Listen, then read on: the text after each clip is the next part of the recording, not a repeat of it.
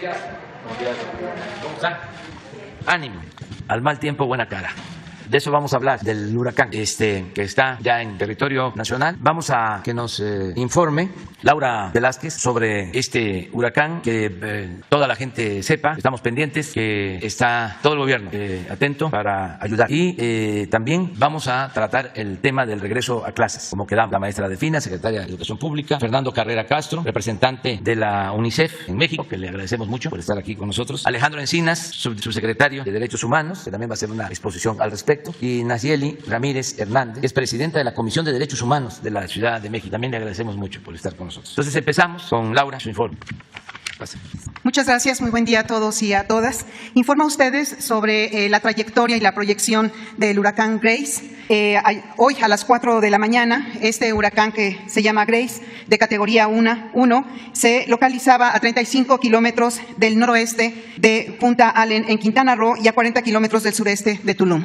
A las 4:45, el centro del huracán Grace, de categoría 1, repito, ingresó a tierra al sur de Tulum en Quintana Roo. Tenemos que estar muy al pendiente, lo hemos estado desde hace ya más de una semana, pero hoy en particular, que tocó tierra desde las 4:45 de la mañana, toda la población estar muy al pendiente porque el pronóstico es que se tendrán lluvias intensas en Campeche, Yucatán y Quintana Roo. Asimismo, tendremos lluvias fuertes, el pronóstico en Tabasco.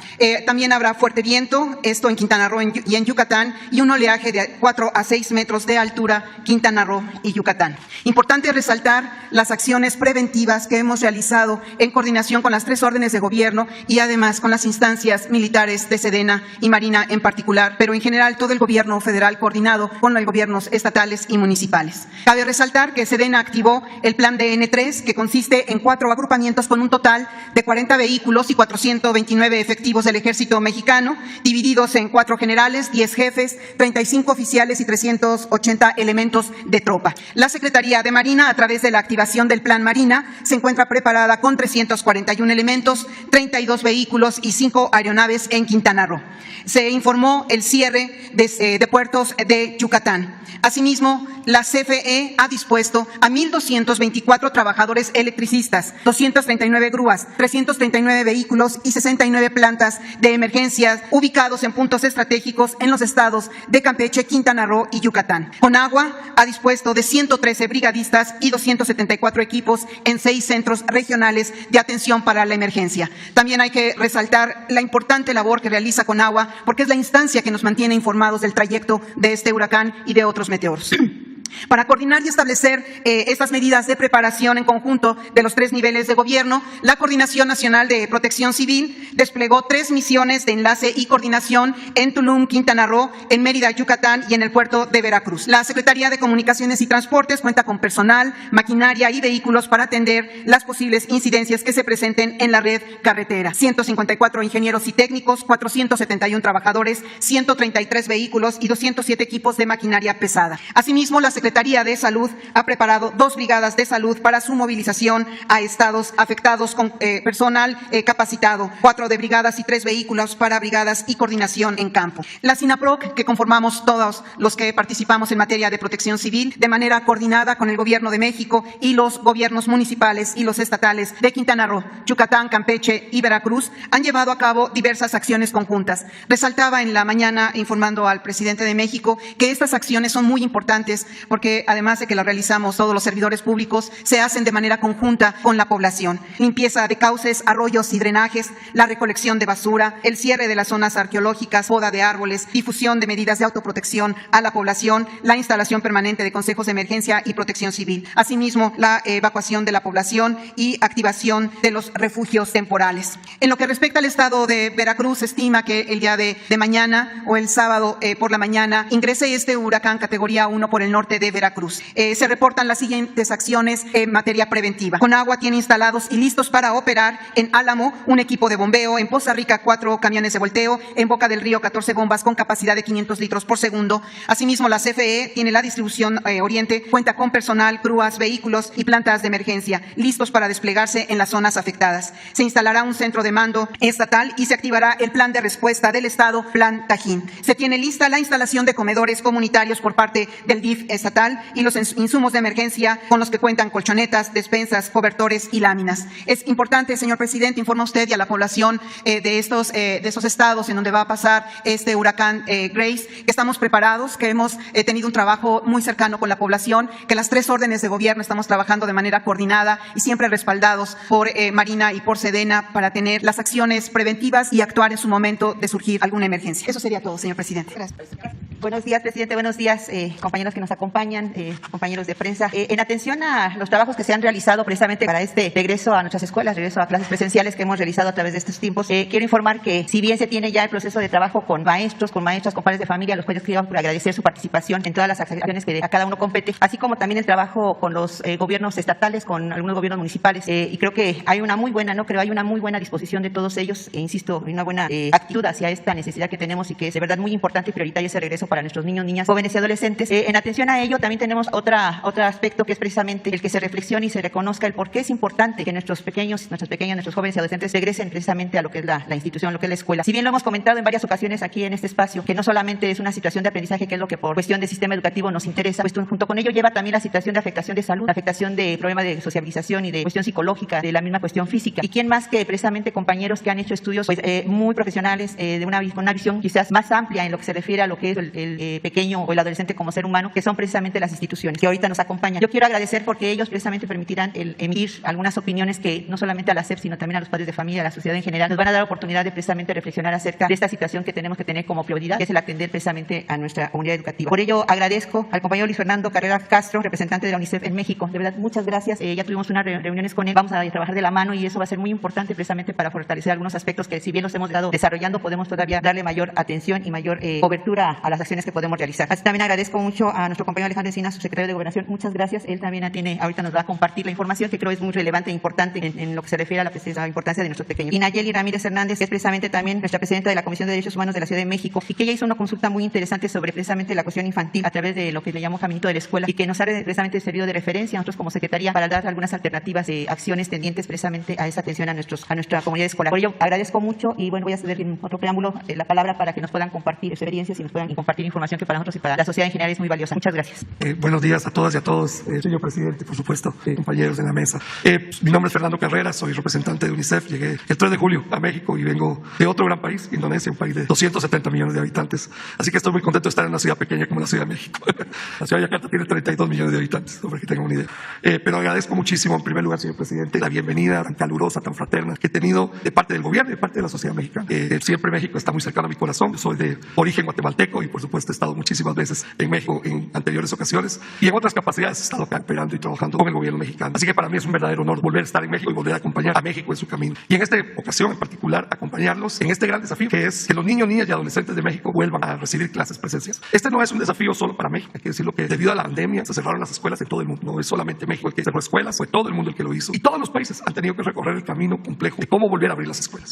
Para darles números concretos, tenemos ya 1.000 millones de niños que están volviendo a las clases en todo el mundo. Y eso nos tiene muy contentos. Tenemos 750 millones de niños que están a punto de volver a clases. Y tenemos, lamentablemente, todavía 150 millones de niños que nunca han vuelto a clases desde hace 18 meses, clases presenciales. Lamentablemente, México contribuye a una buena parte de esos 150 millones. Casi 37 millones de esos 150 son aportados por México. Y la decisión del gobierno de México, de ustedes como sociedad, de comprometerse a un retorno seguro a las escuelas, es sin duda alguna un acontecimiento importantísimo para los niños, las niñas de México, pero muy importante para el mundo. Y quiero destacar, quiero decir que este gesto que está haciendo el gobierno de México de promover el retorno a clases es un gesto de valor mundial. En el mundo entero se está celebrando esta decisión. Por supuesto que todos queremos cuidar a los niños y tengan seguro que la labor de UNICEF es precisamente proteger los derechos humanos de los niños y las niñas y adolescentes del mundo y de México. Y por eso hemos ofrecido una cooperación al gobierno de México, a la señora secretaria, con quien tuvimos muy grata oportunidad de poder trabajar el día de ayer. Y queremos ofrecer una cooperación en 4 frentes. El primero, muy importante, en acompañar a la Secretaría en el desarrollo de los protocolos que van a permitir un retorno seguro. Y esto es muy importante porque hay experiencias internacionales a esta altura. Como decía, más de 1.000 millones de niños ya tenemos de vuelta en las clases presenciales en el mundo. Y debido a eso tenemos una oportunidad de poder aprender de otros países de cómo hacerlo de manera segura. Yo le comentaba ayer a la señora secretaria que de lo que se trata no es de que tengamos, como anteriormente, un día de regreso a clases. Ni siquiera se trata de una semana de regreso a clases, sino prácticamente de un mes de retorno a clases. Y eso quiere decir que durante un mes vamos a ir aprendiendo cómo hacer ese retorno seguro de los niños, las niñas y adolescentes a los centros educativos. Y ese mes de aprendizaje va a ser un mes de aprendizaje para los niños, va a ser un mes de aprendizaje para los padres de familia, va a ser un mes de aprendizaje para los maestros y profesores, y va a ser un mes de aprendizaje para toda la sociedad, para las comunidades donde están los centros educativos, para saber qué se puede hacer y qué no se puede hacer y cómo hacerlo mejor. Hay cosas básicas que ya todos saben. Es bueno que exista cubrebocas, es bueno que se guarde sana distancia y es bueno que se haga una higiene de manos constante, ya sea con agua y jabón y donde no hay agua y jabón con algún tipo de gel antibacterial. Esos son protocolos mínimos que deben de cumplirse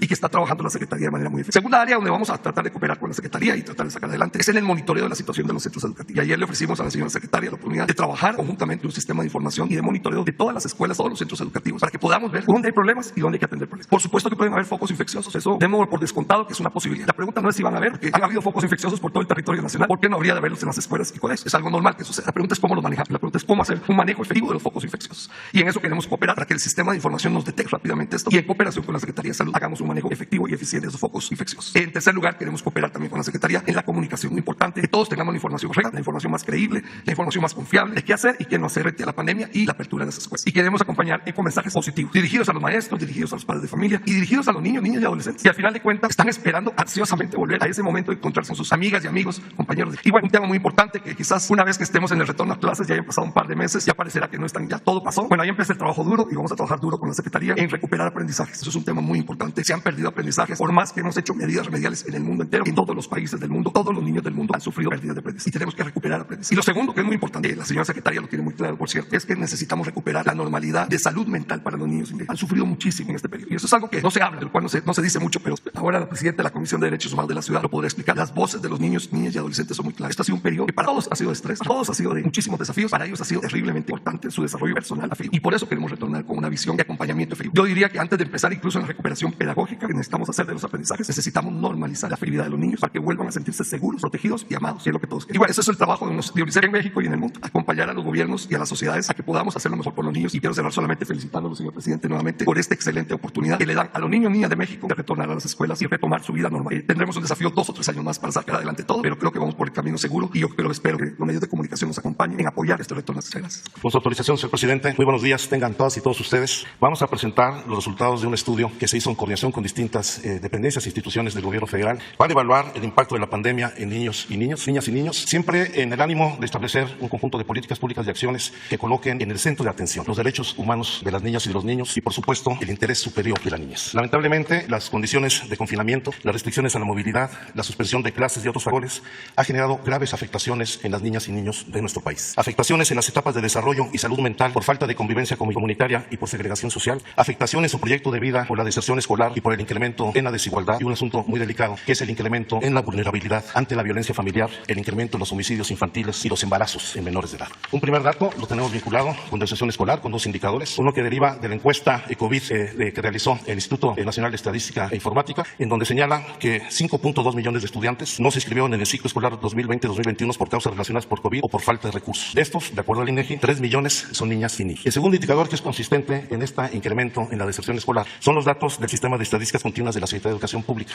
que se refiere estrictamente a la población estudiantil matriculada. La encuesta abarca a los niños y niñas que están matriculados y a quienes no lo hicieron, por eso la diferencia en los datos. Y de acuerdo a la información que nos ha proporcionado la Secretaría de Educación Pública, el ciclo escolar 2021 están matriculados, como lo señaló el representante de UNICEF, 35.6 millones de niñas y de niños. Solo se registró una disminución significativa de 2.6% en educación básica, de 3.1% en educación media superior y de 0.8% en educación superior. Si bien el porcentaje más alto se da en educación media superior, lo delicado es que el mayor número de niños y niñas matriculados están en educación básica, tanto en primaria como en secundaria. Uno de los elementos más delicados tiene que ver, siguiente por favor, con el incremento significativo de la violencia familiar durante la pandemia, donde solamente entre los meses de marzo a junio del presente año se registraron los niveles máximos históricos de violencia familiar contra niñas y niños. Y para dar un dato que es realmente preocupante, es como durante el primer semestre de 2021 se registraron 129.020 carpetas de investigación por violencia familiar, que representa un aumento del 24% respecto al mismo periodo del año anterior. Un asunto delicado, porque también hay que señalar que un gran número, si no es que la mayoría, de las agresiones y violencias que se sufren en el hogar no son denunciadas. A pesar de ello, tenemos este incremento tan significativo. Estas lesiones por violencia, y hay que subrayarlo,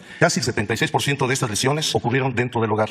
El 73% de los casos, la persona responsable de la agresión tenía algún parentesco con la víctima. El 81.6% de las víctimas fueron niñas y jóvenes mujeres adolescentes. Y durante el primer semestre de 2021, los casos por parentesco alcanzaron el 66% y las niñas y adolescentes mujeres fueron las más violentadas dentro del hogar, con el 92.8% de agresiones vinculadas a violencia psicológica, violencia sexual, violencia física, abandono, negligencia y violencia de naturaleza económica. Este es un hecho que va vinculado también al problema de embarazo de niñas y adolescentes. De acuerdo con las estimaciones del Consejo Nacional de Población, actualmente nacen cada día más de 1,000 bebés, hijos de madres, niñas y jóvenes. En 2020 se registraron 373.661 nacimientos de madres adolescentes, de las cuales 8.876 son hijas e hijos de niñas menores de 14 años. años. Niñas entre 10 y 14 años fueron embarazadas por un amigo, un familiar, un desconocido o el exnovio. La mayoría de estos casos por violación sexual o por matrimonios arreglados, que son violaciones sexuales. Datos del Registro Nacional de Población nos dan cuenta que 4 de cada 100 nacimientos en la actualidad son de niñas madres menores de 17 años. Y lamentablemente las defunciones por embarazo, parto o puerperio en adolescentes mujeres de 15 a 17 años ocupa el 6º lugar en sus causas de muerte. Estos niveles de violencia alcanzan su expresión más delicada en los homicidios de niñas y niños. Solamente entre el 2018 y el 2021 se han registrado 4.400 homicidios de niñas y de niños. En 2020, la tercera causa de defunción de niños en el país es el homicidio de los niños y es la sexta entre las niñas entre los 1 y los 14 años. En el caso de los adolescentes, la primera causa de defunción es el homicidio. Desde 2017 se registran alrededor de 1.500 homicidios anuales y la tendencia, como lo pueden apreciar en la gráfica, se ha ido incrementando a partir de la pandemia en el año 2020. Junto a ello, en 2020 hubo 1.100 suicidios de niñas y de niños, una cifra que no habíamos registrado anteriormente. La tasa de suicidios en niñas, niños y adolescentes aumentó en 12% entre 2019 y 2020, llegando también a su máximo histórico. Los suicidios de niñas y niños entre 10 y 14 años aumentaron en 37% en el caso de niños y 12% en el caso de niñas y mujeres adolescentes. Y lo más delicado, el pensamiento suicida en adolescentes aumentó del 5.1 al 6.9 de 2018 a 2020 y la conducta suicida se incrementó en adolescentes del 3.9 al 6% de 2018 a 2020. Y esto también ha impactado en el caso de la desaparición de menores de edad. Actualmente le tenemos registrados entre el 1 de enero de 2020 y el 10 de agosto 4.325 niñas y niños desaparecidos en México, 1.470 niñas y 2.853 niñas. El 66% de las desapariciones que se da fundamentalmente en adolescentes mujeres entre los 15 y los 17 años de edad, presumiblemente víctimas de la trata de personas. Y lamentablemente también en muchos casos el proxeneta tiene algún vínculo familiar o de parentesco con la víctima. Por eso, desde el ámbito de los derechos humanos y la protección del interés superior de los niños, consideramos urgente abrir los espacios de convivencia y educativos que permitan que las niñas y los niños comiencen a resarcir las afectaciones por el confinamiento. El regreso a clases, sin lugar a dudas, es una medida preventiva importantísima. Las escuelas son espacios de formación, pero también de convivencia que permiten incluso prevenir y detectar los otros tipos de violencia de que son objetos las niñas y los niños. Es necesario abrir los espacios públicos, las bibliotecas, los museos, las actividades deportivas, los cursos de verano para fomentar este tipo de convivencia de la que han estado ausentes durante más de un año las niñas y los niños. Y junto con ello, tomar las medidas preventivas, lo decía el representante de UNICEF, la Secretaría de Educación, y hay que fortalecer las medidas preventivas sanitarias, incentivando el cuidado comunitario y el autocuidado de las niñas y niños. Hay que hacer una cultura de autocuidados en la niñez de nuestro país para evitar la propagación del virus. Es cuando el presidente.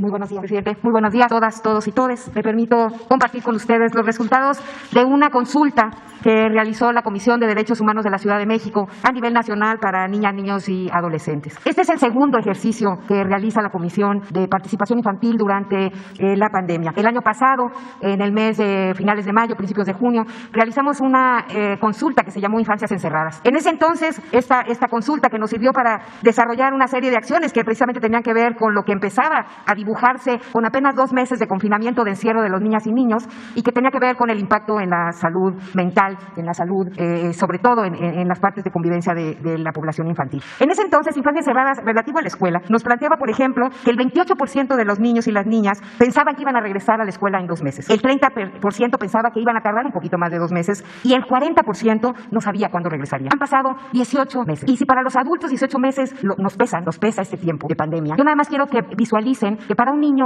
o una niña de 8 años, 18 meses es el 20% de su vida. Eso es lo que han pasado en el encierro, eso es lo que han pasado esperando el retorno a la escuela. Otro dato que nos decía Infancias Encerradas era que el 80% extrañaba hacer ejercicios en el exterior, el 78% extrañaba jugar con sus amigas y amigos y el 70% extrañaba salir a la calle. Imagínense ustedes, esto era en junio del año pasado, estamos empezando casi ya septiembre de este año y eso se ha ido acumulando en las niñas, los niños y los adolescentes. En esta ocasión, en el mes de julio, a partir de del primer ejercicio, la comisión decidió volver a convocar a otra consulta a nivel nacional que llamamos Caminito de la Escuela. En esta consulta participaron 37.764 niñas, niños y adolescentes de todo el país. Ellos entre los 5 años y los 17 años tuvieron la oportunidad de hacerlo en un cuestionario en línea y también participaron 267 niñas y niños en primera infancia, es decir, niños menores de 7 años, 10 años, mandándonos dibujos. Básicamente les pedimos dibujen cómo se sentirían, cómo se siente con el regreso a clases, con el posible regreso a clases, y nos mandaron casi 300 otros dibujos que nosotros igualmente analizamos. El 37.9% de los que nos contestaron estaban en lo que se llama la edad normativa para primaria, es decir, de los 6 años de edad hasta los 11 años de edad.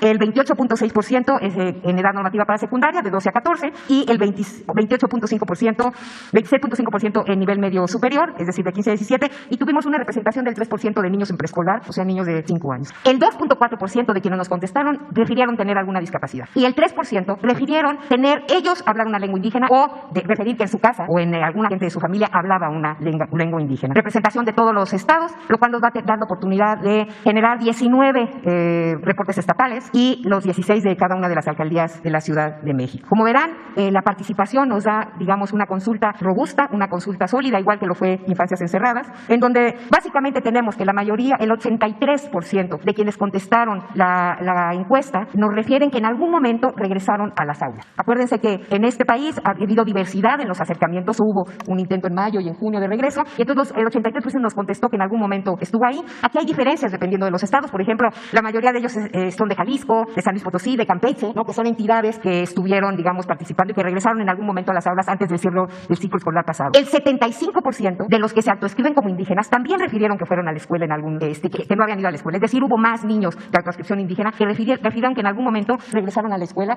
más que los niños y las niñas que no tienen autoascripción indígena o que así no la refirieron. Yo daré algunos datos. Este tipo de análisis que les hago sobre edad, niños con discapacidad, autoascripción indígena, género, lo van a poder encontrar con mayor detalle en el reporte a nivel nacional que ya está en disposición ahí en la comisión, pero déjenme darles algunos que creo que son los datos más relevantes. Quiero regresar a la escuela, eso era la pregunta, y 7 de cada 10 nos dijeron sí quiero. 2 de cada 10 nos dijeron que no, y 1 de cada 10 no sabía si quería regresar o no, estaba indeciso. Si nosotros analizamos por nivel educativo, los niños y las niñas de primaria son los que más quieren regresar, y los que menos quieren regresar, en menor proporción, no es que no, si tienen de todos modos proporción mayoritaria, son los adolescentes de educación media superior. Así vamos, y yo creo que es preocupante, dado los datos igual que nos está planteando y nos compartió el subsecretario Encinas. Hay que tener cuidado con la franja adolescente, y los niños a partir de estas cuestiones nos lo están diciendo también. Las mujeres prefieren más, ligeramente, no mucho, pero sí ligeramente más que los varones regresar a la escuela. Sí, las mujeres queremos más regresar a la escuela, un poquito más que los. ¿Qué les hace feliz de regresar a la escuela? Les preguntamos. Y al 48% les hace feliz estar con sus amigas y sus amigos. Al 37% entender mejor lo que se les enseña. Al 26% que le den clases sus maestros o maestras. Y al 22% lo que les hace feliz tan simple y llanamente es salir de casa. Si lo vemos por nivel igual de escolaridad, en tipo de estos corchetes de edad, los niños y las niñas de preescolar les hace más feliz estar con amigos y entender mejor clases. Las adolescentes, estar con sus amigos es el primer lugar, igual que salir de casa. A los niños de secundaria, dejar de usar la computadora para aprender es de las cosas que les hace más feliz del regreso a clase. Los niños con discapacidad intelectual, por ejemplo, les hace feliz poder estar con sus amigos, y a los de discapacidad motriz múltiple y auditiva les hace feliz salir de casa.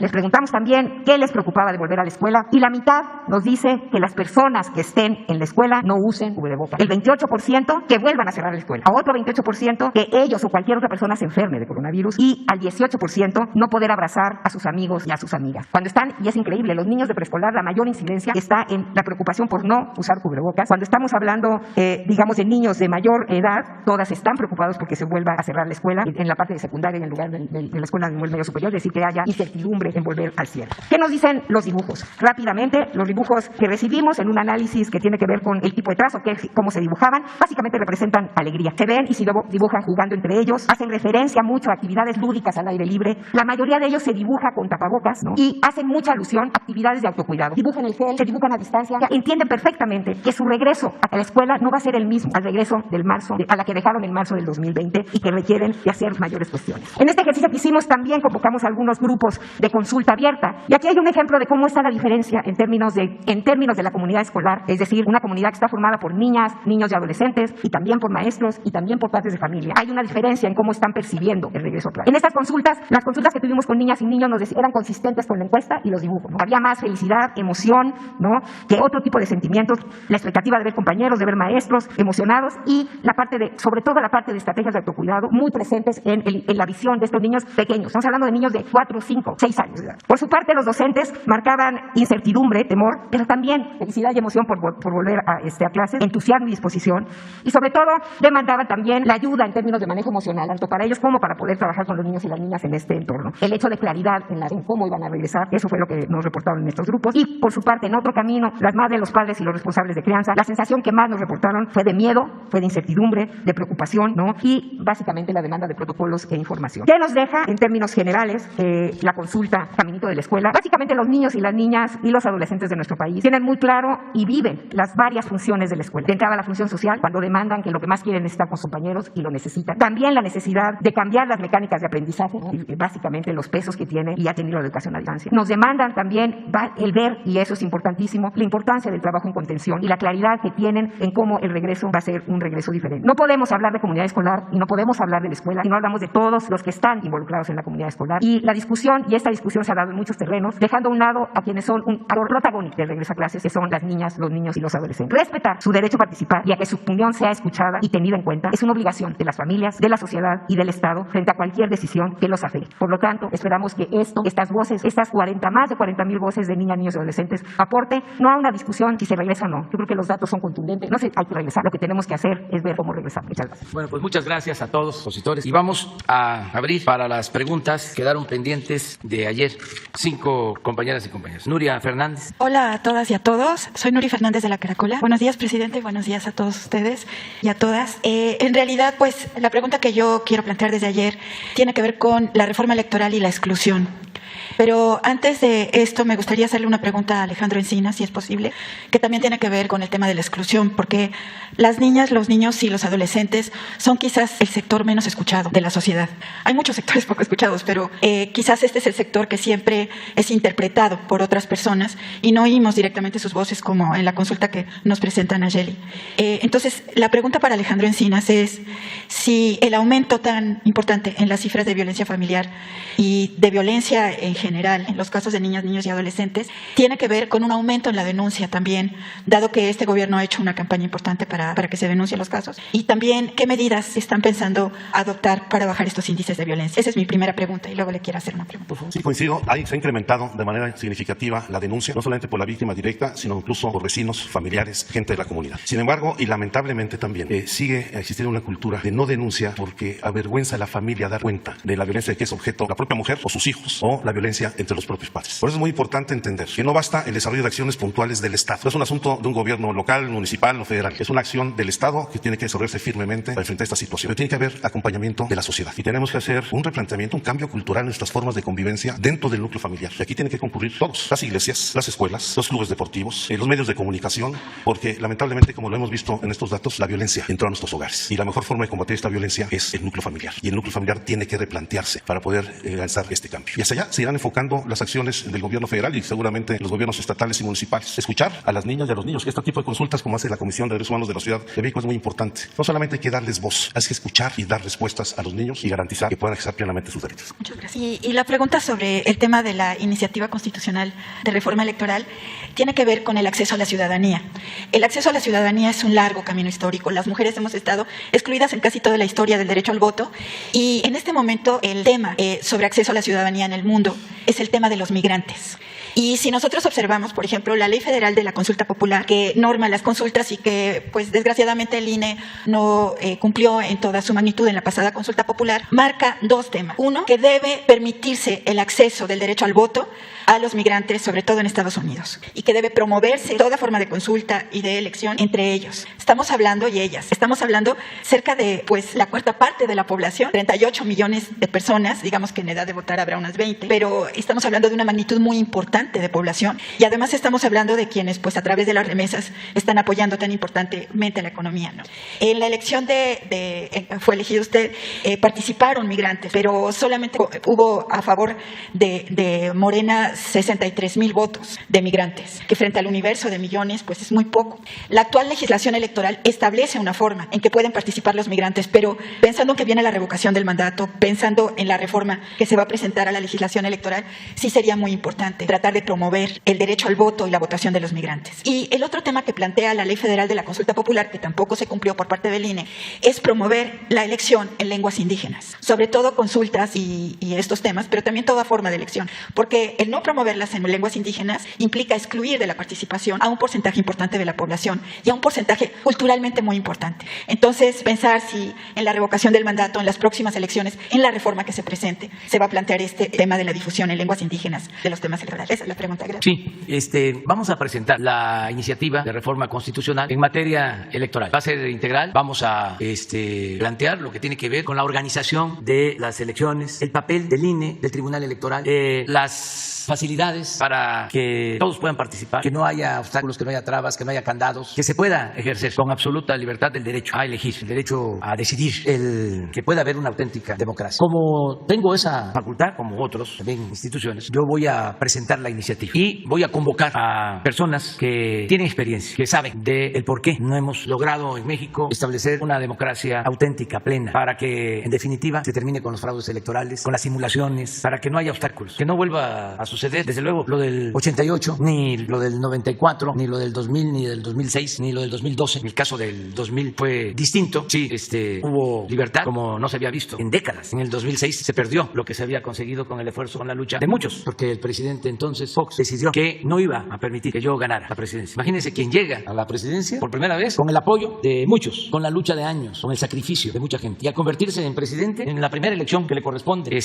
conducir, sobre todo en lo político y en lo moral, se decide a llevar a cabo un fraude. Es decir, por ningún motivo va a ser presidente Andrés Manuel López Obrador. Hay testimonios. Él mismo, en un nivel de inconsciencia extrema, lo confiesa. Hay testimonios públicos. Le preguntan, oiga, ¿y usted participó? Claro que participé. ¿Y usted cargó los dados? Sí, porque era un peligro que llegara a la presidencia Andrés Manuel López Obrador. Y él utiliza todo el aparato del Estado para llevar a cabo el fraude, para consumar el fraude. Se convierte en un auténtico traidor a la democracia. Y luego vienen otras elecciones, también caracterizadas por lo mismo, elecciones intermedias. Y luego la del 12, en donde lo que predominó fue el uso excesivo, indebido, ilegal de dinero a raudales, propaganda de los medios de información, completamente tendenciosa. Era la candidatura de los medios de información y en particular la candidatura de la televisión. Y se impuso un presidente. Es hasta el 18 en donde la gente ya no lo permitió y salió a votar. Y fue mucho el notorio, el triunfo, la ventaja. Ya no había, ni todos juntos, fue el pueblo. Pero quedan las mismas estructuras. Bueno, aquí la maestra fue víctima también del fraude electoral en el 17, ¿no? Quedan las mismas estructuras en el INE. Increíble lo que hicieron la pasada consulta. Guardar silencio, no promover la consulta. Mostraron que no son demócratas. Y el tribunal, lo mismo. Facciosos, dominados por partidos, por grupos de intereses creados. Eso ya no puede seguir, no puede continuar. Hay que llevar a cabo una renovación. Ahora lo estamos viendo. El señor Chong, fíjense en el Senado, la señora Josefina Vázquez Mora, oponiéndose a que se lleve a cabo el ejercicio de la revocación del mandato. Entonces, ¿y el discurso de tantos años fue pura demagogia? Lo que ellos planteaban de la democracia participativa, del referéndum, del plebiscito, de la consulta. Ahora resulta que no quieren que el pueblo participe y decida si quiere que el presidente continúe o que se vaya, porque el pueblo pone y el pueblo quita, y esa es la verdadera democracia. El pueblo es el soberano y es el que debe de tener siempre las riendas del poder en sus manos, no las camarillas como esta que todavía predomina o existe en el poder legislativo. Imagínense, se reforma la Constitución, se establece en la Constitución que debe haber revocación del mandato. A duras penas se logró, a regañadientes. Se pudo hacer, como la otra consulta, el mismo día de la elección pasada de junio. No. Eso mandata la Constitución que se haga el mismo día de la elección. No, así fue la iniciativa, pero la modificaron para hacer la consulta en general luego de las elecciones. Y la revocación del mandato, lo mismo, 90 días después de iniciado el proceso, la convocatoria. Que esto tiene que ver con principios de abril del año próximo. Pero se logró la reforma para que haya la revocación del mandato. Sin embargo, llevan 2 años sin ley reglamentaria. Ayer todavía no se pudo sacar la convocatoria para un periodo extraordinario y que se apruebe la ley reglamentaria para que a principios de abril se lleve a cabo la revocación del mandato. Y se le pregunta al pueblo, ¿quieres que continúe el presidente o que se vaya? No quieren. Primero, todo este bloque conservador, reaccionario, corrupto, se agrupa para que no tuviésemos mayoría en la Cámara de Diputados, porque ahí es donde se aprueba el presupuesto, para atarnos y que el presupuesto ya no se siga destinando a los pobres, sino como antes, que se lo sigan robando y que se siga destinando a los de arriba y a sus achichincles de los medios de información, a los intelectuales orgánicos, a sus aplaudidores. Eso era lo que querían. Claudio X González, el de la Coparmex, Diego Fernández de Ceballos, Vicente Fox, Felipe Calderón, los dirigentes de los partidos. Se unieron todos. Como el pueblo es mucha pieza, les dijo no y no pudieron en la pasada elección, a pesar que le metieron con todo. Ahí están los datos del comportamiento de los medios de comunicación, completamente tendenciosos, utilizando la calumnia, las noticias falsas, la mentira, pero no pudieron.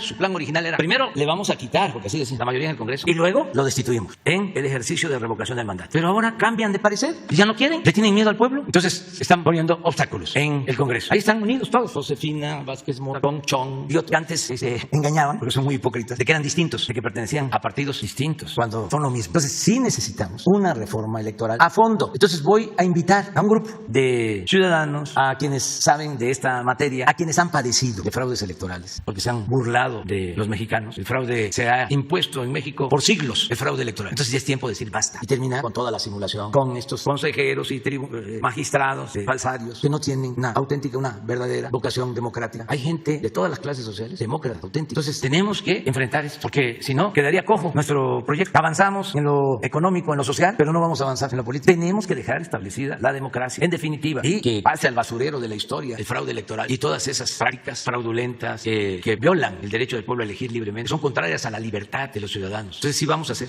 una buena reforma, vamos a proponerla y va a estar muy interesante el debate. Y volvemos otra vez a participar, porque van a entrar en escena los que antes engañaban de que eran demócratas, van a seguir enseñando el cobre. Es como participar en una fiesta de disfraces, ¿no? Donde al final todos se quitan la máscara y ya están sus verdaderos rostros. En eso ha consistido todo este proceso también. Es muy bueno, porque lo peor es la simulación. Yo no voy a olvidar nunca lo que decía el doctor Nava en San Luis Potosí, luchador por la democracia, estaba de candidato, y en San Luis habían dos periódicos, ahora deben de haber más. Uno, tradicional, abiertamente defensor del régimen, sin matices, y otro, supuestamente plural, un poco así como es el Reforma, que finge ser independiente. Y el doctor Nava decía, el que más daño nos causa es el pseudo independiente. Entonces este ejercicio ayuda mucho para que ya no haya esa simulación. Son momentos de definición, ya no es tiempo para la aplicación de la política robalera, así decía don Jesús Reyes de Heroles, decía que solamente el robalo andaba en dos aguas, y muchos son así, convenencieros, no se definen y se excusan de que son independientes, de que son objetivos, de que ellos no pueden tomar partido, cuando esa actitud es una toma de partido, sin duda. Entonces este proceso de transformación de México es muy interesante, pues nada de medias tintas, tiene uno que definir para sacar adelante el país, para transformar. ¿Cuándo voy a enviar esta iniciativa? Bueno, vamos primero a convocar al grupo, que trabajen. Hay mucha experiencia en México, mucha gente capaz, desde luego tiene que tomarse en cuenta a las mujeres, a migrantes, a los pueblos originarios, a todos los ciudadanos, y tenemos entre todos que elaborar un proyecto. Me corresponde, pero yo voy a pedir que ciudadanos y también servidores públicos trabajen en la elaboración del proyecto, y lo vamos a ir analizando, revisando. Se da a conocer al pueblo antes de que yo lo envíe formalmente al Congreso. Ese va a ser el procedimiento que vamos a continuar, vamos a llevar a cabo. Muchas gracias. Bueno, vamos con Ezequiel Flores, de Proceso. Gracias, presidente. Muy buenos días a todos. Ezequiel Flores Contreras, el reportero de Proceso, desplazado desde el año pasado por la violencia que se vive en el estado de Guerrero. Dos temas, aprovechando que está el subsecretario Alejandro Encinas, el tema educativo y el tema de Ayotzinapa. Además de la pandemia de coronavirus, presidente, está la epidemia de la violencia. Y en lugares del país como la Sierra de Guerrero, los niños y niñas no tienen la posibilidad de asistir a clases formales desde 2018, y mucho menos acceso a servicios de salud por la confrontación que mantienen grupos armados para controlar las zonas de producción de enervantes y la franja minera del río Balsas. La semana pasada, niñas y niños de las comunidades indígenas nahuas de Alcozacán y el Rincón de Chautla, ambas pertenecientes al municipio de Chilapa y Huicantenango, en el estado de Guerrero también, enviaron un mensaje en el sentido de que ellos quieren regresar a sus precarias escuelas, pero desde 2019 están sitiados por otro grupo armado que tiene su bastión en el municipio de Quechultenango. Datos del Fondo de las Naciones Unidas para la Infancia, difundidos en mayo de 2019, advirtieron que la violencia y la pobreza en Guerrero lleva a niños y niñas a dejar las aulas para buscar a sus familiares en fosas clandestinas. Otros son reclutados por la delincuencia organizada y algunos más se convierten en policías comunitarios para enfrentar a otros grupos armados. La pregunta en concreto, presidente, ¿cuál es la estrategia para la zona rural del país, como estados como Guerrero y Michoacán, donde persisten actualmente conflictos armados por intereses caciquiles y económicos, los cuales están afectando evidentemente el desarrollo de niñas y niños, no permite que tengan este acceso a la educación y a la salud, en contraste con los niños y niñas que habitan en estas zonas urbanas? Bueno, estamos atendiendo las causas que originan la violencia. Esto es muy importante porque también es una postura distinta a lo que ha prevalecido. Muchos piensan de que se puede resolver el problema con el uso de la fuerza, con medidas coercitivas, y nosotros desechamos esa posibilidad. Nosotros pensamos que la paz y la tranquilidad son frutos de la justicia, que si se llegó a extremos de violencia fue porque se abandonó al pueblo, y en particular se abandonó a los pobres, y se abandonó también, en especial, a los jóvenes. Entonces tenemos que atender las causas, y es lo que estamos haciendo en todos lados. Nada más que heredamos a todos estos grupos de la delincuencia organizada. Baste decir que el que era secretario de Seguridad Pública, con Felipe Calderón, está en la cárcel en Estados Unidos acusado de complicidad y de asociación delictuosa con grupos de la delincuencia organizada. Eso no lo registran mucho nuestros adversarios, ni los medios, ni Proceso. Nosotros heredamos esta situación y vamos poco a poco avanzando, y a pesar de los pesares se va avanzando, y tengo pruebas para demostrar que ya no es el tiempo de Calderón, que ya no es el tiempo de Peña Nieto en materia de violencia. En el tiempo de Calderón pues se desató la guerra y nadie hablaba de que se quería enfrentar la violencia con la violencia, porque eso fue lo que se aplicó, y era el mátalos en caliente, y fue el gobierno de masacres. ¿Quieren que se los muestre? ¿De cuándo hubieron más asesinatos y más actuación criminal del Estado? No tenemos ahí, porque esto no ha aparecido en Proceso, esto que les voy a mostrar. A lo mejor mañana sí. El nivel de letalidad y los enfrentamientos que se daban. Estamos hablando de sexenio de Calderón, violencia, criminalidad, y muchos de los desaparecidos son de ese entonces. Esta no la puedes hacer grande. Esta es la historia que no se cuenta, que se olvida. Estas son las agresiones entre autoridades y delincuencia. Cuando declaran la guerra, pues esto se sube. Esto es 10, este es 11. 1.127 agresiones en el 11. 2011, no, agresores, heridos y detenidos. Sí, estos fueron los muertos. 1.412 en enfrentamientos. ¿Cuántos de estos enfrentamientos, estas son las azules, son las agresiones que se dieron? Miren cómo subieron. Luego, de estos enfrentamientos azules, ¿cuántos agresores, heridos y detenidos? 1.127. ¿Y cuántos muertos? 1.412. Es decir, más muertos que heridos y detenidos. Porque el que quedaba herido lo remataban, para hablar claro. Decían, porque daban la orden desde Los Pinos, decían a los militares: ustedes hagan su trabajo trabajo y nosotros nos encargamos de los derechos humanos, riéndose. Ese fue el gobierno de Calderón y los medios no informaron sobre esto. ¿Cómo estamos nosotros? Sí hay diferencia, pero aquí no se da esa orden de mátalos en caliente. Se respetan los derechos humanos. ¿Queremos regresar a esta barbaridad? Pues algunos sí, aunque vayan a la iglesia todos los domingos. ¿Les gustaría esto? Pues nosotros no, nunca, jamás. Esto es comparándonos con Calderón, pero vamos a compararnos con Peña Nieto. En homicidios, que no hay cifra negra, o la hay, pero no tanto. No puedes poner cómo recibimos en homicidios el país. Es también violencia. ¿Y qué hemos hecho? Sin el mátalos en caliente, respetando derechos humanos. Algo que agradezco mucho a las Fuerzas Armadas, porque aunque yo soy el comandante supremo de las Fuerzas Armadas, podría yo estar dando indicaciones y ellos haciendo otra cosa. Pues no, hay disciplina, hay lealtad y por convicción también. Los soldados, que son pueblo uniformado, respetan los derechos humanos. Esto encontramos cuando llegamos. Así va. Si ustedes ven 17 y 18, si lo analizan a detalle, es como un incremento del 15 al 20%. Aquí vino, ¿cómo se llama? Jorge Ramos a decir de que era mi gobierno el que tenía el récord de más homicidios. Falso, afortunadamente. Como que ya es tiempo de hablar y de aclarar paradas. Así estaba, así va. Esta era la tendencia. Si no nos levantáramos a las 5 de la mañana todos los días para recibir el pare a las 6, si no nos reuniéramos todos los integrantes del Gabinete de Seguridad, la secretaria de Gobernación, el secretario de Seguridad Pública, el subsecretario de Derechos Humanos, el consejero jurídico, el secretario de la Defensa, el secretario de Marina, el comandante de la Guardia Nacional, todos los días. Pues si hubiésemos continuado actuando como se venía actuando, pues allá estaríamos en homicidios. Yo recibiendo un reporte cada semana, cada 15 días. No, es diario. Ya hemos logrado esto. Y dicen, no es nada. Pero todo esto venía de tiempo atrás. Es una herencia. Cuando se le dio la espalda al pueblo, cuando se dedicaron a robar, a saquear, cuando no había fronteras entre delincuencia de cuello blanco y delincuencia organizada. Y se crearon estos grupos. ¿Desde cuándo hay violencia? ¿Y quién la originó? ¿O quién la toleró en Guanajuato? ¿Quiénes han gobernado ahí ya varios sexenios? ¿Por qué el 15% de los homicidios se cometen en Guanajuato? Bueno, ya no hay esa tolerancia. El gobierno federal ya no permite eso. Ya hemos logrado esto. Y hay una disminución. ¿Saben de cuánto? 0.5. Ni siquiera es 1. Pero yo espero que se vaya reduciendo la violencia en general y los homicidios en particular. Entonces, no es lo mismo. Y en el caso de Guerrero, se ha avanzado bastante. No dejan de haber estos grupos que, como sabemos, vienen también de tiempo atrás y estamos atendiendo el problema, ayudando a la gente humilde, que haya becas, que las niñas, los niños puedan asistir a la escuela a pesar de la presencia de estos grupos. Estamos trabajando, pero ahora, de repente, así como salieron feministas o especialistas en epidemias, ahora les preocupan las niñas y los niños. Me acuerdo de que estos de Unidos en favor de la corrupción, ¿cómo se llama? Los de Claudio, mexicanos a favor de la corrupción, decían que qué barbaridad, las niñas, los niños no tenían clases, que los maestros eran unos irresponsables. Y ahora resulta que este organismo, México a favor de la corrupción, de Claudio y de todos esos conservadores, no quieren que hayan clases presenciales. Y fíjense lo que son las cosas, las vueltas que da la vida. Ya Claudio y su grupo y el Reforma coinciden con los compañeros de la CENTE, que tampoco quieren que se regrese a clases. Es muy bueno este debate, el análisis de esta situación. Yo aprovecho pues para hacer un llamado a los nietos y a los hijos de los dueños del Reforma, a los nietos del dueño del Universal, los que están en edad escolar, a los hijos, a los nietos de los dueños de Televisa, de los medios de información. Los llamo a ellos para que me ayuden a convencer a sus papás y a sus abuelos de que es importante que regresen a clases y que hagan a un lado la fobia contra nosotros, porque la educación es muy importante. Es como la salud, como la seguridad. Podemos tener problemas, claro que lo vamos a tener. Ni ellos quieren parecerse a nosotros, ni nosotros queremos parecernos a ellos. Son proyectos distintos y contrapuestos de nación. Así ha sido la historia siempre. Pero vamos a llegar a acuerdos generales, vamos a respetar lo que implica el bienestar de todos. No metamos en esto, en nuestras diferencias políticas, que son legítimas, la salud del pueblo. No medremos con la salud del pueblo, con la educación, con los niños, incluso con la seguridad. No al sensacionalismo, no al regreso de la alarma, esa revista que existía, se vendía mucho porque todo era sangre. Dicen que si se mojaba o se exprimía ya era sangre. Y si se le quemaba, era olor a droga. Ya no, eso, vamos hacia adelante. Eso es lo que puedo contestar, Ezequiel. Sí, presidente, gracias. Sobre el caso Ayotzinapa, presidente, el 22 de junio, el abogado de los familiares de los 43 normalistas desaparecidos advirtió que de 2015 a la fecha han sido asesinados 6 personas consideradas como pieza clave en el caso Ayotzinapa por su participación de forma directa e indirecta en la tragedia registrada en septiembre de 2014. El pasado lunes 2 de agosto, el jefe de sicarios de la facción de Guerreros Unidos denominada La Bandera, Moisés Brito Bautista, el Bandam, fue ejecutado en la ciudad de Cuernavaca. Este personaje enfrentaba una orden de aprehensión por el caso Ayotzinapa. Desertó del ejército en septiembre de 2012 y estuvo adscrito al 27 Batallón de Infantería, el Batallón de Iguala. La ejecución de este personaje se registra en el contexto de la investigación del caso Ayotzinapa que realiza su gobierno, presidente, y que ha desatado, como ha sido evidente por los hechos en Iguala y en Guerrero, una brutal confrontación por el control de esta ciudad y lo que representa en la geografía del narco en el continente, y que ha dejado una estela de asesinatos en los últimos meses y periodistas desplazados. El 1 de mayo, presidente, elementos de la Guardia Nacional, en coordinación con el área nacional de antisecuestros, detuvieron en la ciudad de Cuernavaca, Morelos, a Héctor Rodríguez Uriostegui, el Colín, señalado también como líder de este grupo de Guerreros Unidos. Desde el año pasado, este personaje dirigió varios mensajes hacia usted a través de narcomantas y videos en redes sociales en los que aseguraba que en el caso de Ayotzinapa están involucradas empresas mineras canadienses que operan en Mezcala y Cocula, como Media Luna, filial de Torex Gold, y Lea Gold, antes Goldcorp. La pregunta nuevamente, presidente, a casi 7 años de la tragedia que sigue impune, ¿existe una campaña de exterminio contra personajes clave en el caso Ayotzinapa y el silenciamiento de regiones completas en el estado de Guerrero para beneficiar a estos grupos paramilitares al servicio de políticos y caciques en la entidad suriana? ¿Y qué es lo que le van a informar a los padres cuando en los hechos pues están silenciando personas claves en este caso, presidente? Los padres están informados porque constantemente estamos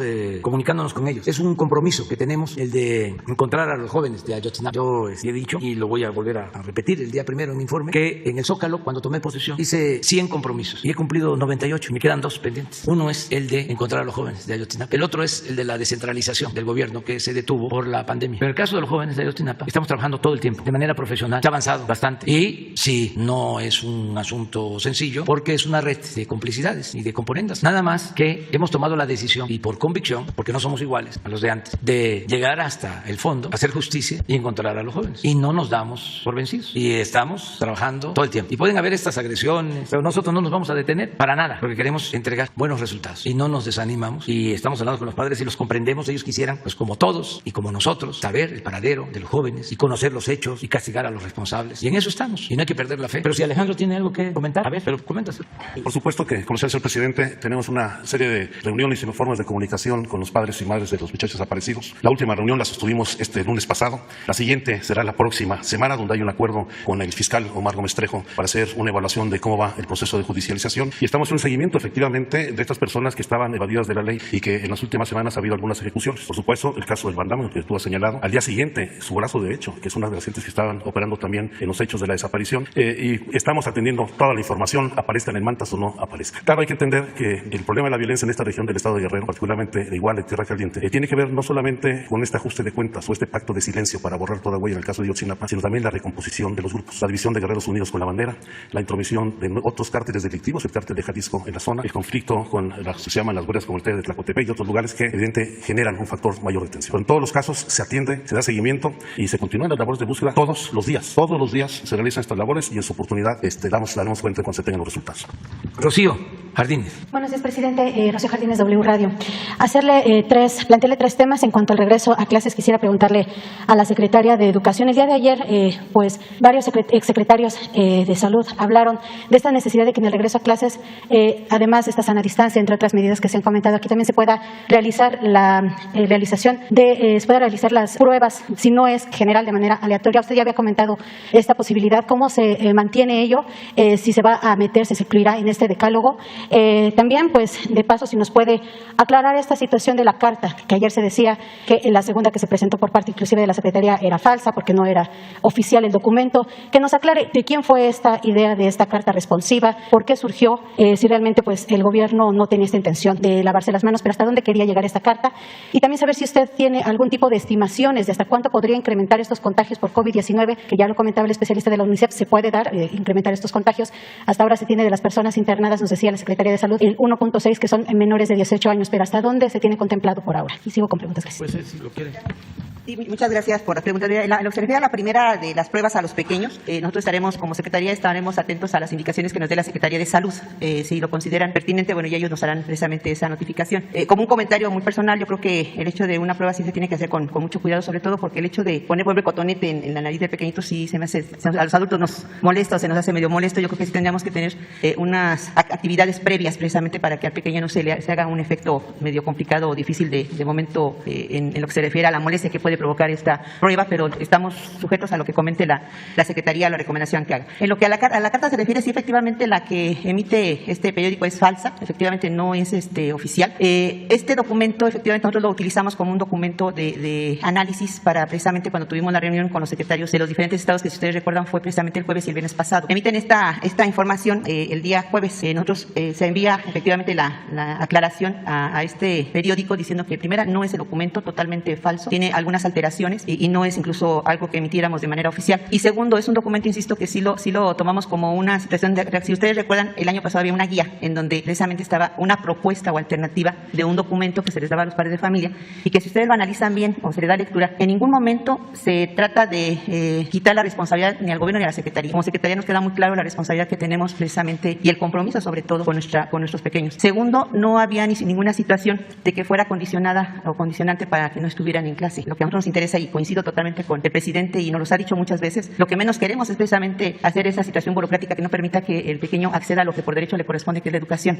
Si analizamos esos puntos, que además aumentaron uno más por ahí ellos, si analizábamos esos puntos de esa carta del año pasado, establecía nada más lo que se hace en el primer protocolo de lo que es precisamente el filtro. Un primer filtro, recordemos que es en casa, que obviamente el papá, aunque no vaya a la escuela a su niño, lo primero que hace es precisamente ver si el niño no tiene temperatura, si no tiene catarrito, si no tiene tos, si no presenta dolor de cabeza. Eso se hace independientemente, al menos en de manera práctica todos los días cuando tenemos clases, los padres de familia están atentos precisamente a la situación de sus pequeños. Y la segunda, pues era mandarlo precisamente con cubreboca, y yo les comentaba en esa ocasión que tuvimos la entrevista, que pues era una de las situaciones que teníamos que considerar el uso de cubreboca. Cuando se hace el análisis con los secretarios de educación de los diferentes estados, que fue el viernes, yo recuerdo que les enseñé aquí el acuerdo y les dije, nada más por respeto, no lo presentamos porque todavía está en proceso precisamente de análisis y en proceso de determinar algunas situaciones que, por cierto, sí hubo cambios. Una de ellas fue, fíjense, esa, muchos secretarios de los estados nos decían y nos comentaban eso: oiga, este secretario, está saliendo esto en las notas, yo creo que están confundiendo la intención, si vale la pena analizarlo, si esto nos puede causar alguna situación de limitante, pues lo quitamos, o sea, no nos afecta en nada, porque insisto, son sugerencias o son situaciones o prácticas que hacen los padres de familia. Finalmente, dentro de los acuerdos que tomamos, hicimos una minuta y efectivamente el día viernes se estableció de que, bueno, sí se iba a considerar como una carta siempre y cuando se analizara que no fuera precisamente una limitante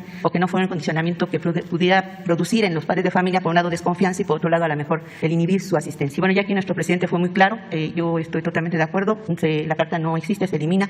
Lo que menos queremos, insisto, como Secretaría de Educación Pública, es precisamente lo que todos anhelamos como sociedad, que es que se regrese a las clases y eliminar prácticas precisamente que son burocráticas, que lejos a veces de ayudar, llegan a entorpecer. Pero es que puede usted, secretaria, porque sí salió el documento por parte de Comunicación Social de la Secretaría. El documento que salió, nada más con eso aclaro, el documento que salió fue precisamente con la finalidad de aclarar que en comparación con el que había dado el medio de comunicación, el que no era oficial, insisto, sino era un documento para trabajo y para análisis, era muy diferente al que tenía en el medio. Y yo los invitaría, de verdad, creo que es algo, qué bueno que se aclara, pero yo sí pediría que nos dieran también oportunidad de, a lo mejor, nos apoyaran ustedes como medios de comunicación a trabajar temas que realmente de verdad son importantes. Y el hecho de la carta o no la carta, yo he visto los medios, debe ocupar un espacio tan grande para eso, de que si la carta o no la carta, bueno, pues yo aquí lo expreso. No es necesaria, la carta no es obligatoria. Insisto, lo que podamos eliminar y que pueda ser sujeto para que precisamente nuestros niños estén en las escuelas, lo vamos a hacer con mucho gusto. Pero ayúdenos mejor precisamente a hacer esa comunicación de lo que nuestros niños quieren escuchar, y yo coincido con la reina de Nayarit, de verdad los niños quieren regresar. Hubo una entrevista que me pareció muy interesante y yo digo, los niños son sabios. A un niño le preguntaron que si quería regresar a clases y el niño dijo, sí quiero regresar. Lo único que a lo mejor me puede detener es que tengo precisamente asma y estoy investigando qué tanto es posible que me afecte o no. Si nosotros como adultos le decimos a un niño, ¿sabes qué, hijo? No debes de tirar la basura cuando vayas en el carro, y ustedes como papás lo han visto y los que nos están viendo lo están visto. El primero que nos señala nuestro error es el niño. Y cuando vamos en la calle y tiramos un papel, el niño nos dice, mamá, no tires ese papel o no tires la basura. Pero si nosotros como adultos no fortalecemos esas prácticas, que ahorita vienen siendo no de higiene solamente, sino de cuidados de salud, obviamente no estamos apoyando a nuestra formación de nuestros pequeños. Entonces, yo creo que esto de la carta, yo espero que quede concluido con esta aclaración. Sí, efectivamente fue un formato de trabajo, no se llevó a cabo, se eliminó, y en atención también a lo que el presidente nos ha dicho, y que totalmente de acuerdo, es cierto, no queremos burocracia, queremos que si eso crea problema o alguna situación de incertidumbre, tan fácil como eliminar. Muchas gracias. Gracias. Presidente, en un segundo tema, preguntarle su opinión acerca de dos resoluciones del juicio de amparo que se han aceptado, uno de ellos en la Ciudad de México, otro de ellos en Oaxaca, para menores que puedan recibir la vacuna contra COVID-19. Fueron amparos que promovieron los mismos padres. De estos menores han sido promovidos alrededor de 50 amparos. Quiero saber su opinión al respecto, si tienen algún estudio que estén realizando por parte del gobierno federal, ya esta posibilidad, no nada más esperando que el extranjero haga ese trabajo, sino también si existe algo hecho aquí en nuestro país. Gracias. Bueno, mira, yo voy también a contestar, aunque sea redundante, sobre tus preguntas. Primero, sobre la carta. Esto ya debe de entenderse, es producto de la politiquería, para ser muy claros. Todos los que le dieron vuelo a la carta son adversarios nuestros, todos. No pones ahí los que le dieron difusión a la carta, porque son redes. Entonces se copian. ¿Cómo le llaman a eso? Cuando se amplía un texto, un mensaje, se amplifica, se retuitean. No, eso no son tan importantes. Sí, pero entre ellos. Pero miren quiénes son. La silla rota, es del Economista, ¿no? De Roberto Rojo, ¿sí? Del Universal. Este ha dicho todo. Milenio, de nuestro amigo Francisco González, que está muy bien en sus primeras planas, equilibrado, pero los opinadores, ¿saben cómo estamos ahí en opinadores?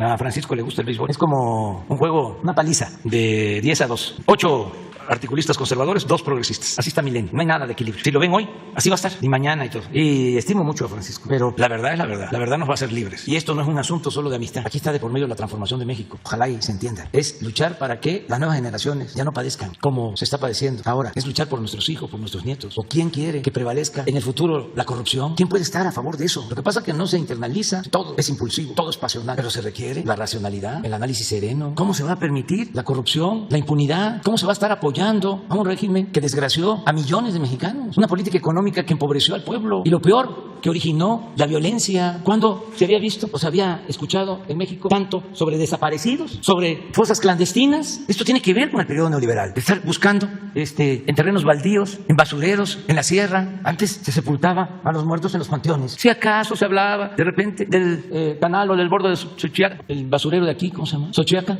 que por ahí podían ir a dejar desaparecer. No, pero se convirtió. Entonces, ¿cómo van a querer regresar? Yo estoy seguro que Francisco González, el Milenio, no quiere eso. Nadie en su sano juicio puede aceptar el horror de vivir así, pero me faltan otros para también sorprendió, presidente, que contestar. usted al parecer no le habían comentado nada sobre esta carta. No, lo comentó. pero ¿cómo tomar en serio algo de quienes constantemente están atacándonos? Si no es por la carta, es porque me corté el pelo en la oficina, o porque le estamos dando ayuda a Haití y no estamos atendiendo a los pobres de México. Por lo que sea. Denise Dresser, imagínense, completamente opositora. Está hasta en Wikileaks. ¿Se acuerdan de esos cables que se encontraron? Pues ella aparece ahí como informante en la Embajada de Estados Unidos, en contra nuestra. ¿Cuándo fue eso? Como en el 2006. Son diferencias que vienen de lejos. López Dóriga, ay, Joaquín, me acaba de sacar una foto. Pongan la foto, pónganla. Nada más es que es interesante. O sea, es decir, a ver, lo de la carta. No, pues no es la carta. Si estaba yo a punto ahí de echarme un coyotito, si se han esperado un poco, a lo mejor me agarran. Pongan a López Dóriga. Era el que más dinero recibía en el sexenio pasado. Porque en el sexenio pasado inventaron o crearon lo del moche, ya no solo en publicidad, sino personal, a ciertos comunicadores. Entonces, ¿por quién tiene el primer lugar en recibir dinero del gobierno anterior? ¿Y la foto? Pues es normal que la carta la difundan,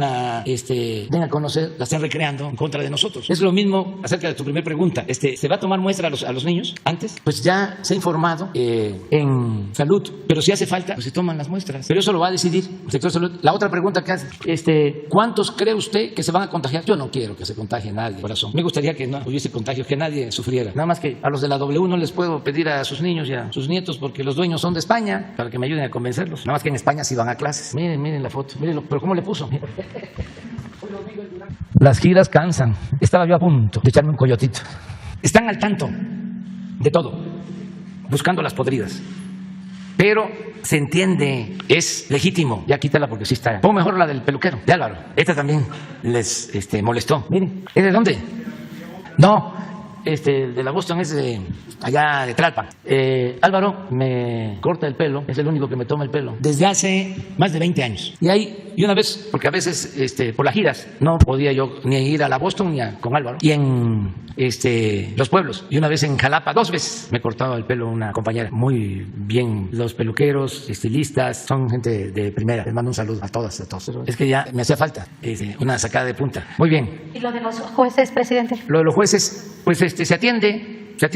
Si alguien acude al juzgado y pide que se le vacune, aunque no le corresponda o no haya riesgo, pero el juez así lo decide, pues nosotros tenemos que cumplir y se le vacuna. No se puede desobedecer, aun cuando ya está demostrado hasta por la Organización Mundial de la Salud de que no hace falta, que no hay riesgos. Pero además los jueces también, cuando se trata de nosotros, todo en contra. Son muy pocos los que actúan con rectitud, con sensatez, cuando se trata de asuntos nuestros. Tienen consigna. El tema de la podredumbre del poder judicial está completamente comprobado. Sí, pero entonces cumplimos en todos los casos. Gracias, presidente. Por último, preguntarle si ya se tiene agendada o usted ya ha tenido acercamiento con el gobernador del Banco de México, Alejandro Díaz de León, que el día de ayer pues dijo que siempre sí se puede hacer ese uso de los recursos del Fondo Monetario Internacional para pagar deuda de manera anticipada. Pero ¿ustedes han tenido algún acercamiento? ¿Habrá necesidad de cambiar alguna ley adentro del Banco de México? ¿Le han comentado algo? Gracias, presidente. Buen día. Yo le agradezco mucho al gobernador del Banco de México por tener esa actitud. Creo que es muy bueno para todos y principalmente es muy bueno para la hacienda pública, es muy bueno para el pueblo de México, el que ese dinero se utilice para pagar deuda y que no esté atesorado perdiendo, porque si se tiene ese dinero, pagan por ese dinero muy poco interés, mientras la deuda que tiene el gobierno paga altos intereses. Entonces se va a lograr un ahorro importante en beneficio de nuestro pueblo. Es una actitud completamente